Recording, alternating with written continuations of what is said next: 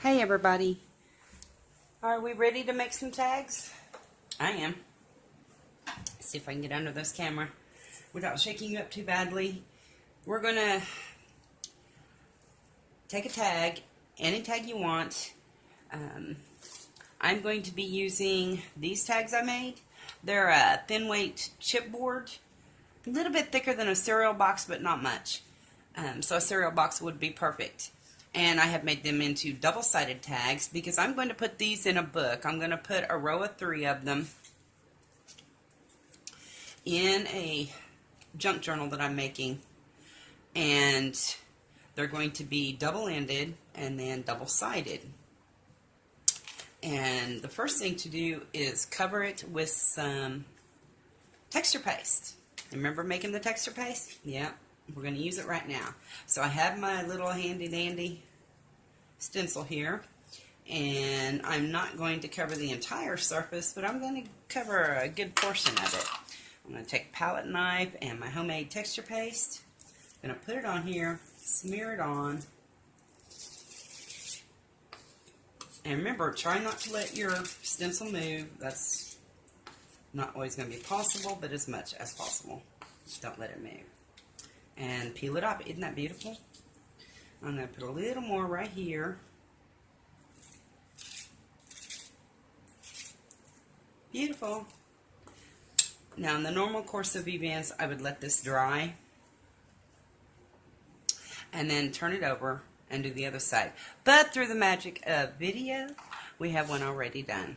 On this one, I used the Harlequin stencil, and we're going to start with it while we let the other one dry.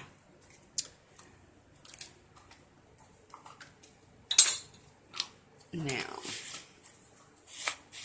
let's see. First thing I'm going to do is I'm going to take my little distress tool and I'm going to start inking this up a little bit. Ordinarily, I would paint it with some gesso before I did this, but I want the text to show through very clearly because by the time I get through distressing it and doing whatever else I'm going to do to it, I am really going to want some of that text to show through. So I'm just going to start coloring it in with some Vintage Photo, Tim Holtz Distressing Vintage Photo. And you can get as crazy with this as you want to. It's completely and totally up to you. Should have let this dry a little bit longer, huh? Now, if you're going to do the double-sided tag, remember that you are going to fold this tag in half. So, wherever you put that tag, and once you start bending it, yeah, you're going to have some cracking and flaking on that fold, inside and out. So, don't panic if that happens. Once you get to the end of it cracking, it'll stop. So, if that makes any sense. I know what I'm thinking in my head. So, anyway, we're just going to decorate and decorate and decorate. And, again, through the magic of video, we have one that I've already started decorating. Now, I've got the color exactly the way I want it on this side and on this side. And I have glued down, and I always glue washi tape. Love washi tape, love all the different patterns and colors that you can get. The variety is amazing, but it doesn't stick down to anything. Not for very long.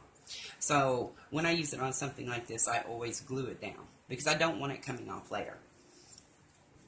So you can see it here on the inside and on the outside. And we're going to start decorating our tag. We're going to go on a little journey. We are going to pretend that Grandma and Grandpa are going on their honeymoon. And we are going to go along with them.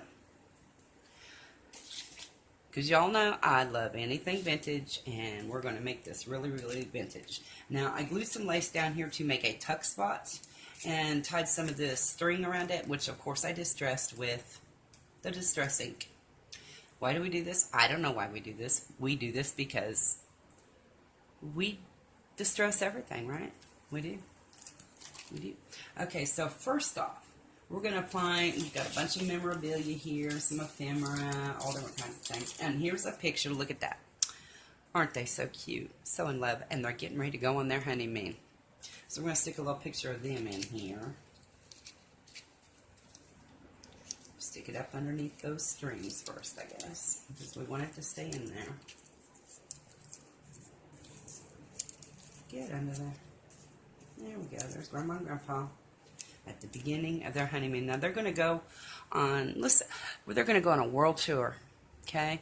They're going to start off by train from their little small hometown and go to the big city and get on an airplane and fly off to distant parts of the world. They're going to travel on trains and ships and buses and airplanes and everything under the sun. So, oh look, here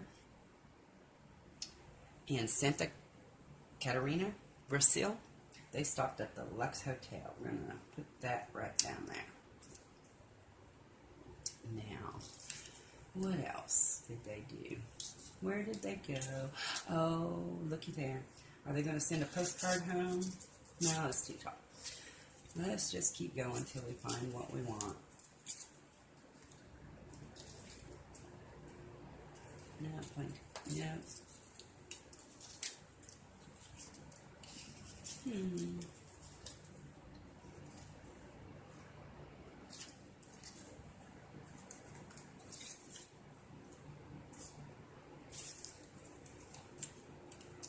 Oh, wouldn't that be pretty?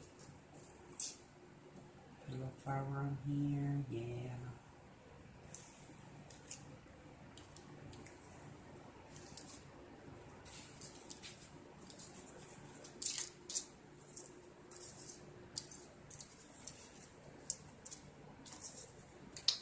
Oh, I don't know. What would that look like under there? Oh, that'd be pretty, wouldn't it? See, now here they have gone from Brazil all the way to France. Right there. That's adorable. Okay. Next thing to do is grab my glue, my trusty glue, which I did not bring in here, of course. Hang on a sec.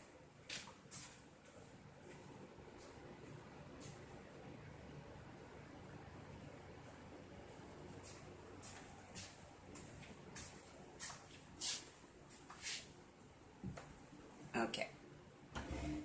Now most of the time when I'm crafting I will use this. It's 3-in-1 glue by Beacon.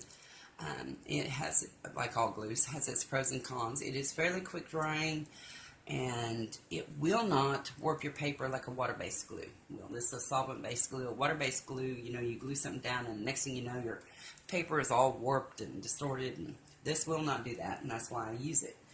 But it's very stringy and should not be used on a piece of furniture that has been varnished, okay? Because it will attack your varnish, so make sure you've got something under you if you're going to use it. We're going to glue this little guy down right here, right above the fold, and we're going to snip this little flower off. Now, I buy these little mulberry flowers in a ivory, and then I'll use my distress inks to, I'll smear it all over my little distress ink and then spritz it with some water, which allows the distress ink to sink down in. But it always leaves this, you can see, I don't know if you can see, but this little edging of whatever color of ink you're using just makes them adorable. We're going to cut this stem off and glue it down.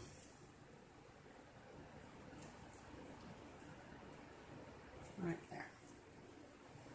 And we're just going to stick this back here and glue Grandma and Grandpa to this card. And stick that back there. So far we have gone to Brazil and to France.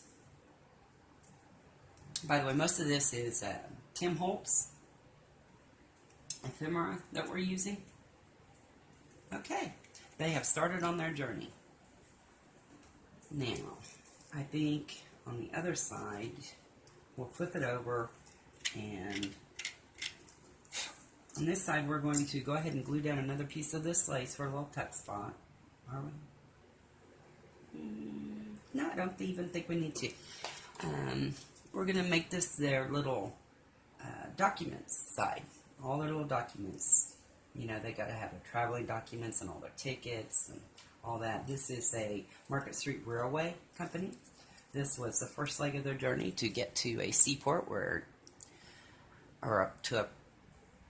an airport where they can fly to a seaport and get on a ship and cross the Atlantic to get to Europe, right?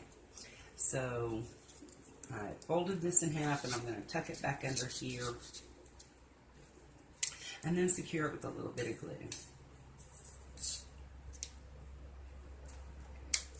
Top and bottom. Don't need to be too picky about this part because it's never going to be seen, but press it down. Wait. Okay, what are we going to put in there? We've got